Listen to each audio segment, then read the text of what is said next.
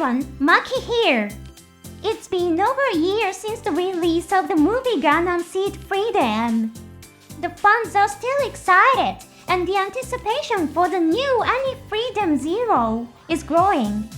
This time, let's take a look at an interview with Mr. Mitsuo Fukuda, the director of the SEED series, and Mr. Satoshi Shigeta, the mechanical director published by a media company called Futobanet Manga Plus. Futobar is a company that publishes official reference books for the Gundam series. This interview also serves as a promotion for one of these publications, a reference book called Mechanic and World. While they didn't reveal anything about the release date of Freedom Zero, they did talk about the areas they focused on while working on SEED Freedom. Let's dive into what they had to say. Let's start with character design. The question was, it's been about 18 years since the story of SEED Destiny ended, and Freedom was created after that. Did you change any visual or narrative elements to reflect the passage of time? Mr. Fukuda gave a very technical answer. For starters, we added gradient effects to the characters' hair colors. Compared to 18 years ago, this reflects the influence of today's design culture. However, this doesn't mean that we have completely modernized the entire design approach. Let me give you an example. In recent anime and comics, it's common to see characters with red dyes that have blue highlights.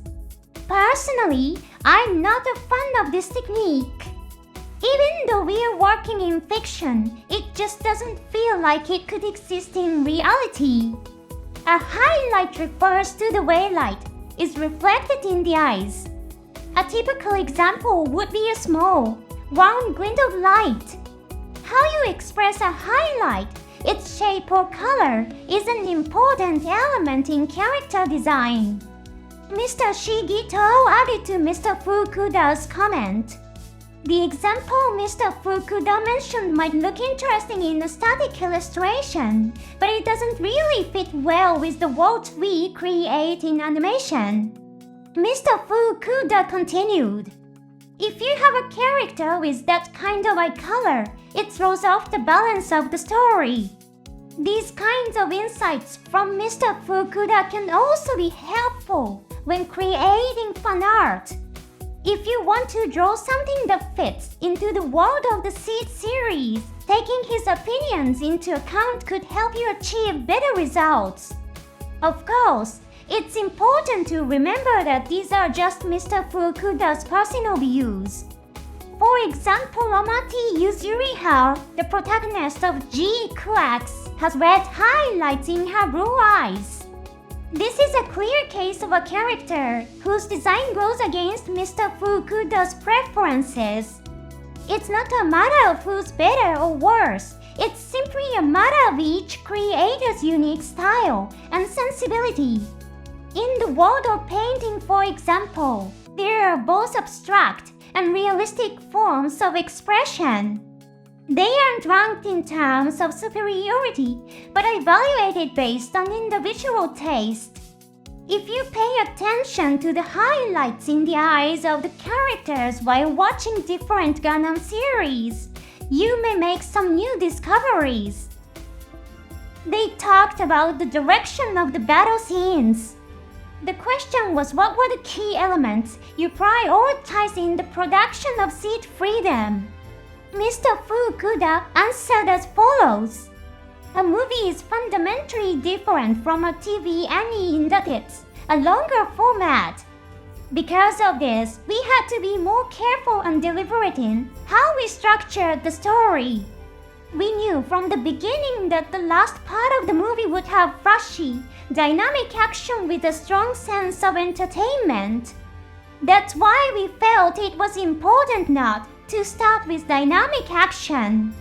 Instead, we decided to focus on realism in the early stages of the story and build it up gradually. The first battle takes place in the dark, followed by ground combat. Then the story focuses on naval warfare. After that, there are battles in space. It took a long time to get everyone on the same page about how each phase of the story needed a different emphasis. Interestingly, there were also times when Mr. Fukuda and Mr. Shigeta had opposing views. Let's take a look at what Mr. Fukuda said about one such instance. There was a moment when Rising Freedom was being launched from the battleship Millennium, and Mr. Shigeta wanted to extend the length of the deck beyond what was specified in the design. But I rejected that idea. The catapult on the battleship Millennium was originally designed as an open deck. This was to allow for a cool and stylish presentation of the launch scene. So if we were to extend the catapult beyond what was originally designed, it would actually reduce the sense of realism. Building on Mr. Fukuda's comments, Mr. Shigeta also shared his thoughts. In the CTV series, we actually drew the launch catapult of the battleship Archangel longer than originally designed to make the mobile suit launch scenes look cooler. Interestingly, no one has pointed this out in the past 18 years. Mr. Fukuda also added his opinion. It's what's called an animated illusion. It's a visual trick where you exaggerate elements in your drawings for effect. It's a great technique, and we used it a lot in the previous Seed series. However, with Seed Freedom, I wanted to focus on the direction that emphasizes realism. This kind of technique is often used in the Gundam series. A recent example that caught people's attention is a scene in G Gundam involving the Burning Gundam and the Shining Gundam. In this scene, the Burning Gundam is drawn much larger than its official setting. So when you try to recreate that moment with gun prep that stick to the exact scale, it ends up looking unintentionally comical. Mr. Fukuda also shared his thoughts on the scene where the Zyuga explodes. I had the scene where the Zyuga explodes inspired by the first Gundam, specifically the explosion of the LMF. I feel like the explosion might have ended up being a little too rushy. But the dramatic high-energy moment where the Zyuga explodes and Infinite just disappears was meant to be a highlight of the entertainment. And for that moment to land well, it was really important that the earlier parts of the story focused on realism. That contrast was important. Asran is actually a character with a strong thematic connection to the LMS as well. In Sea Destiny, there's a scene where a confused Shin attacks Luna Maria. It is very similar to the moment in First Gundam, when Ammo Ray takes Lolo's life. Ammo attacks to defeat Char, but Lolo intervenes with the LMS to protect Char. Ammo didn't mean to kill Lolo, but that's what happened in the end. This kind of emotionally charged scene was repeated many times in later Gundam series. However, Asran was able to prevent that from happening. He led Shin and Luna Maria to an ending that was different from that of Amro and Lolo. And so, in the scene where the Zyuga explodes, the direction was inspired by the explosion of the LMF. It's a subtle and surprising connection between two very different characters, Lolo Soon and Asran Zar. Finally, Mr. Fukuda shared his thoughts with the fans about his mindset going into the production of Freedom Zero.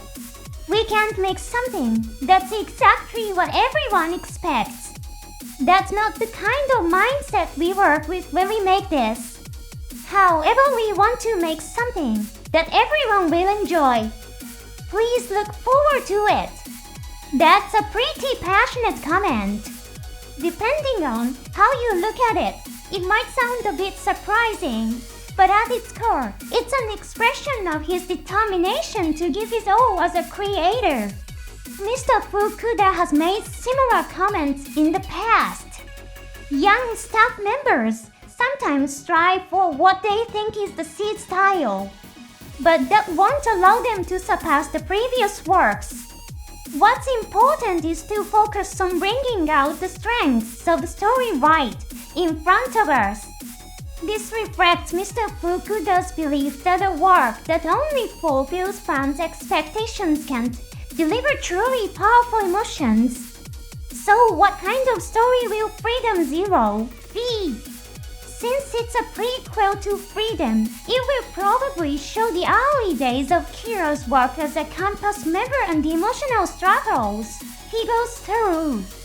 And while the antagonists from Freedom, the Foundation Kingdom and the Black Knight Squad will make appearances, they obviously won't be defeated just yet.